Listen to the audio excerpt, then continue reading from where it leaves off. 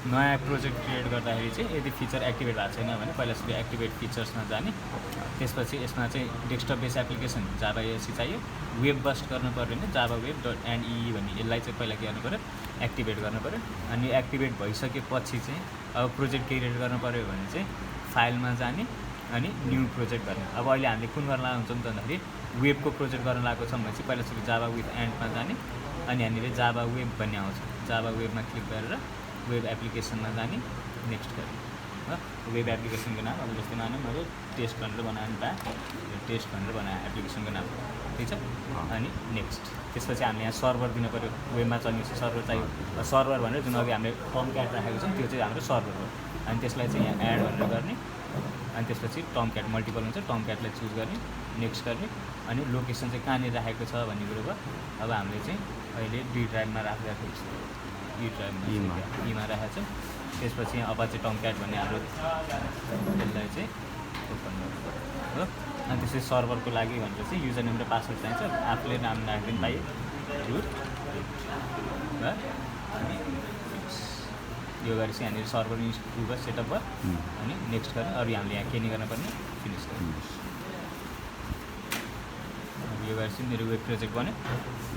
यसमा चाहिँ मेनली कतिवटा फाइल हुन्छ त भन्दाखेरि एउटा वेब पेज भन्ने हुन्छ जुन हाम्रो एचटिएमएलहरू सिएसएसहरू राख्नु पऱ्यो भने वेब पेजमा राख्ने, जाभाको काम गर्न पऱ्यो भने चाहिँ सोर्स प्याकेज भन्नेमा राख्नु पऱ्यो। अब हामीलाई के हुन्छ त भन्दाखेरि पहिला सुरु यसकोमा चाहिँ हामीलाई के चाहिन्छ भन्दाखेरि एउटा वेब डट एक्सएमएल भन्ने चाहिन्छ। वेब डट एक्सएमएल भन्ने फाइल चाहिँ कहाँ हुन्छ त भन्दाखेरि वेब आइएनएफ भित्र हुनु पऱ्यो। अब डिफल्टमा बनिरहेको भएन भने चाहिँ हामी के गर्छौँ त यहाँनिर क्लिक गर्छौँ, सेलेक्ट भइसकेपछि राइट क्लिक गर्ने, न्यू गर्ने अनि यहाँनिर डिप्लोइमेन्ट डिस्क्रिप्टर भन्ने भेटिन्छ। अब भेटेन भने चाहिँ अदर्समा जाने अनि फिल्टरमा गएर चाहिँ डिप्लोइमेन्ट गरेपछि स्ट्यान्डर्ड डिप्लोइमेन्ट डिस्क्रिप्टर भनेर आयो, वेब डट एक्सएमएल यो क्लिक गर्ने, नेक्स्ट गर्ने, फिनिस। पछि वेब डट आइएनएफ फाइल भन्यो, यहाँनिर चाहिँ हाम्रो डिप्लोइमेन्ट डिस्क्रिप्टर भन्यो भन्ने भयो। अब यसमा हामीले गर्न सक्छौँ के त भन्दाखेरि पहिला सुरु वेब पेज बनाउनु पऱ्यो भने चाहिँ डिफल्टमा हाम्रो इन्डेक्स डट एचटिएमएल भन्ने पेज बनिरहेको छ।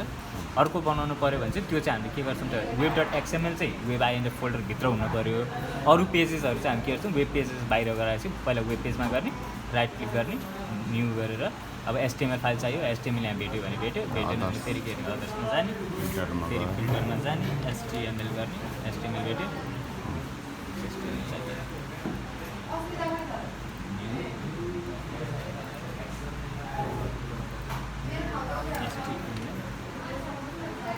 एचटिएमएल गर्ने, न्यू एचटिएमएल मान्यो मैले टेस्ट एचटिएमएल भनेर बनाएँ। टेस्ट अब डट एचटिएमएल भनेर लेख्नु पर्दैन किन अटोमेटिक अलरेडी आइरहन्छ। टेस्ट एचटिएमएल भन्ने पनि अब यसमा चाहिँ हामी के गर्छौँ त कन्टेन्टहरू बनाउँछौँ, अब त्यो फर्महरू बनाउने यताउता गर्छौँ। अनि अब लेख्नु पऱ्यो हामीलाई जाभा क्लास लेख्नलाई चाहिँ हामी के गर्छौँ सोर्स प्याकेजभित्र चाहिँ राइट क्लिक गर्ने, न्यू गर्ने।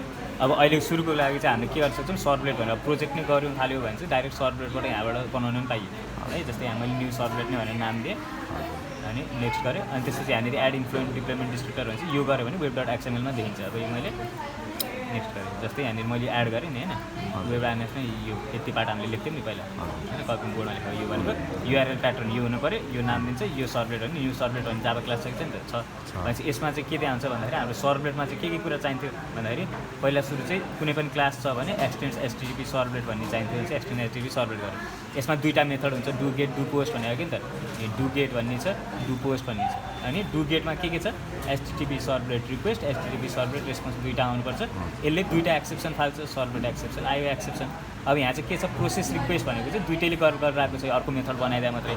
प्रोसेस रिक्वेस्ट भने डु गेटले नि प्रोसेस रिक्वेस्टलाई कल गरेको छ, डु पोस्टले नि प्रोसेस रिक्वेस्ट भनेपछि हामीले यदि प्रोसेस रिक्वेस्टमा लेख्यो भने उताबाट गेट मेथड कल गऱ्यो भने काम गर्यो, पोस्ट मेथड लेख्यो भने काम गर्ने भयो। यो चाहिँ नेटबिन्सले दिएको फिचर्समा भयो।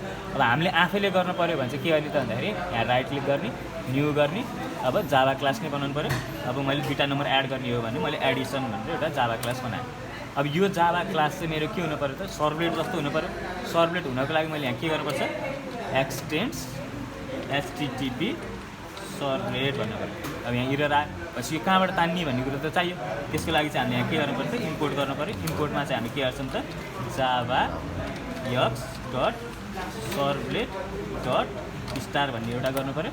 अर्को चाहिँ इम्पोर्ट जाभा यक्स डट सर्भलेट .http.start यो चाहिँ सर्भरको फिचर र HTTP भएको फिचर पाउनुको लागि दुईवटा। त्यसपछि हामीले के गर्छौँ त भन्दाखेरि यसमा चाहिँ अर्कै आइओको लागि नि चाहिन्छ भनेपछि इनपुट java.io. अनि यस्तो तिनवटा कुरा इम्पोर्ट गर्नु पऱ्यो। यो क्लास भइसकेपछि हाम्रो के हुन्छ त भन्दाखेरि मेथड बनाउनु पऱ्यो भनेपछि पब्लिक void। अब डु गेट बनाउने कि डु पोस्ट बनाउने भनेपछि जस्तै मानव मेरो टेस्टेड HTML-बाट चाहिँ मैले फर्म सबमिट गर्न लागेको छु भनेपछि मेथड त पोस्ट हुन्छ भनेपछि मैले के गर्नु पऱ्यो डु पोस्ट भन्ने गर्नु पऱ्यो। अब यसले के लिन्छ दुईवटा, यसमा आर्गुमेन्टमा के गर्नु पऱ्यो HTTP सर्भलेट रिक्वेस्ट भन्ने चाहियो, REQ नाम एउटा दिएँ मैले। अर्को चाहिँ HTTP सर्भलेट रेस्पोन्स RES भयो। यसले दुईवटा एक्सेप्सन फाल्छ थ्रोज। के एक्सेप्सन फाल्ने हो एउटा सर्भलेटको एक्सेप्सन फाल्छ सर्भलेट एक्सेप्सन, अर्को चाहिँ IO एक्सेप्सन फाल्छ IO एक्सेप्सन हो। अनि यसमा यो लेख्ने बित्तिकै हामीले के गर्छौँ त भन्दाखेरि रेस्पोन्समा चाहिँ HTML फर्ममै देखाउनु पऱ्यो भनेपछि हाम्रो कन्टेन्टहरू चाहिँ कस्तो टाइपको हुनु पऱ्यो त भन्दाखेरि रेस्पोन्समा चाहिँ सेट कन्टेन्ट टाइप भन्नेमा चाहिँ हामीले के गर्छौँ त टेक्स्ट पनि हुनु पऱ्यो, त्यो चाहिँ HTML फर्ममा देखाउनु पर्ने चाहिँ text/HTML।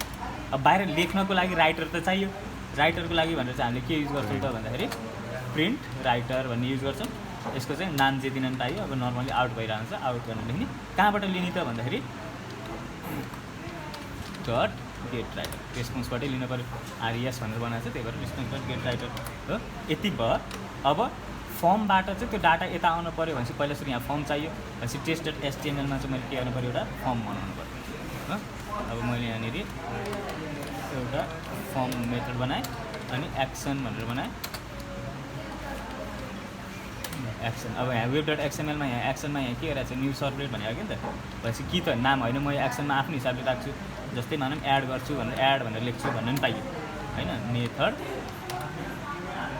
पोस्ट भयो। त्यसपछि हामीले के चाहियो त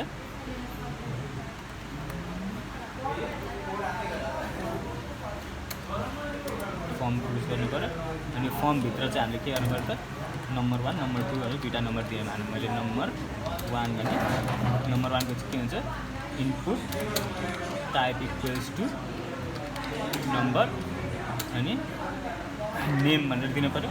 नेम चाहिँ मैले के हेर्छु त भन्दाखेरि num1 भनेर Ctrl+X मैले यहाँनिर num2 भनेर ठिक छ। अब यो पछि चाहिँ लाइन ब्रेक गर्नु पऱ्यो BR भनेर राख्दै भयो। यसलाई कपी गरेर अब नम्बर 2 गर्नु पऱ्यो। कपी गर्नु नम्बर 2 भनेपछि नम्बर 2 यसको नाम चाहिँ मैले के राख्नु त यहाँ भ्याल्यु लिनु पऱ्यो नम्बर 2 होइन। यो नि BR गरेँ। त्यसपछि इनपुट टाइप चाहिँ कस्तो हुनु पऱ्यो अब यसलाई चाहिँ सबमिट गर्नु पऱ्यो भनेपछि सबमिट नेम भनेको मानव एडै भनेर लेख्नु चाहियो एड अनि भ्याल्यु चाहियो कस्तो देखाउनु त बटनमा नाम कस्तो देखाउनु त भन्दाखेरि एड भन्ने देखाउने हुन्छ एड भनेर ठिक छ। अब यो चाहिँ चाहिएन सबमिटमा किन यो चाहिएन होइन। अब यो भ्यालु चाहिँ मेरो के भयो त भन्दाखेरि जस्तै यहाँ मेथडमा एक्सनमा एड भनेपछि अब मैले यहाँ फर्मबाट यो एड भन्ने बटन क्लिक गरेपछि पहिला यो जान्छ कहाँ भन्दाखेरि web.xml हो। अब यता के लेखाएको छ त भन्दाखेरि एड भन्ने URL हुन पऱ्यो भनेपछि URL प्याटर्नमा एड भन्ने खोज्छ, हाम्रोमा एड भन्ने त छैन भनेपछि हामी के गर्नु पऱ्यो यहाँनिर एड भन्ने बनाउनु पऱ्यो। एड गऱ्यो नाम कुनै एउटा दिने जे नाम दिन पनि पाइयो यहाँ न्यू सर्भलेट भनेर दिएको छ केही फरक पर्न। एड भन्ने भेट्यो नाम चाहिँ यो न्यू सर्भलेट रहेछ। अब सर्भलेटमा गएर न्यू सर्भलेट भन्ने खोज्छ भेट्यो, भेटिसकेपछि कुन क्लासमा जाने हो त भन्दाखेरि अहिले एडिसन भन्ने क्लासमा जानुपर्ने हो कि नि त भनेपछि यसमा चाहिँ के गर्नु पऱ्यो यहाँ एडिसन ADDITION एडिसन भनेर लेख्नु पऱ्यो। ADDTION यहाँनिर के छ क्लासको नाम ADDTION छ ADDTION भयो। भनेपछि फर्मबाट यहाँबाट चाहिँ यसले चेक गर्यो यहाँ आउँछ, यहाँबाट यसले एड भन्ने भेट्यो उता नाम लेखाएर न्यू सर्भलेट अनि फेरि सर्भलेटमा न्यू सर्भलेट भेट्यो एडिसन भन्ने क्लासमा गयो भने चाहिँ एडिसन भन्ने क्लासमा गयो यतिसम्म आयो। अब उताबाट फर्ममा चाहिँ जुन टेक्स्ट बक्समा हालेको भ्यालुहरू त लिनु पऱ्यो, त्यो लिनको लागि चाहिँ रिक्वेस्टबाट पठाउँछ भनेर REQ.getParameter भन्ने युज गर्नु पऱ्यो गेट प्यारामिटर हो।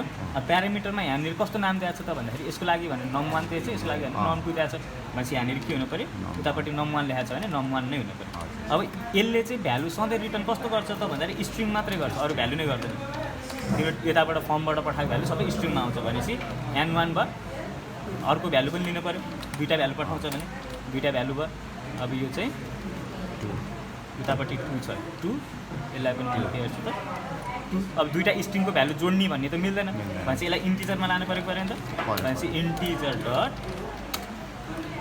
आरएसी बार्स कुन चाहिँलाई त भन्दाखेरि एउटा n1लाई लाने हो अनि यसलाई चाहिँ बल्ल अब यो भनेको इन्टिजर टाइपको भएको नि त इन्ट n num1 भनेर ल अब n2लाई पनि लानु पऱ्यो अब नम्बर 2 अनि यो चाहिँ 2 को लागि भने यहाँ 2 को छ भनेपछि यो दुईवटा भ्यालु जोड्न मिल्ने भयो अब त भनेपछि int sum equals to n1 plus n2 यो भयो अब यो रिजल्ट आयो निक्ल्यो हामीसँग रिजल्ट निक्लिसक्यो n भनेको num1 है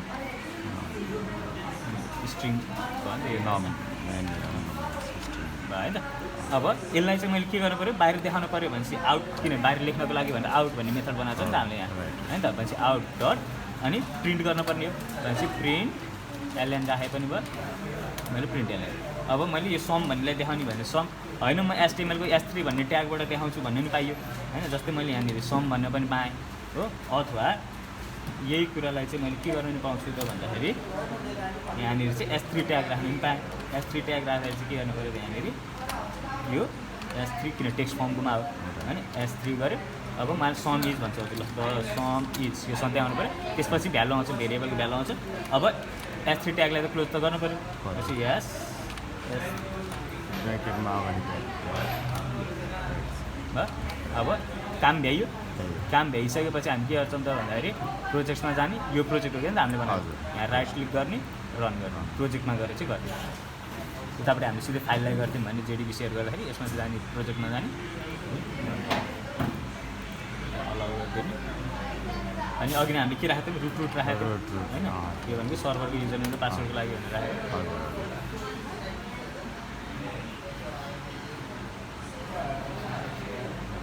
अब प्रोजेक्ट रन हुँदाखेरि चाहिँ डिफल्टमा कुन खुल्छ त भन्दाखेरि index.html भन्ने बनिरहेको हुन्छ index.html भन्ने खुल्छ डिफल्टमा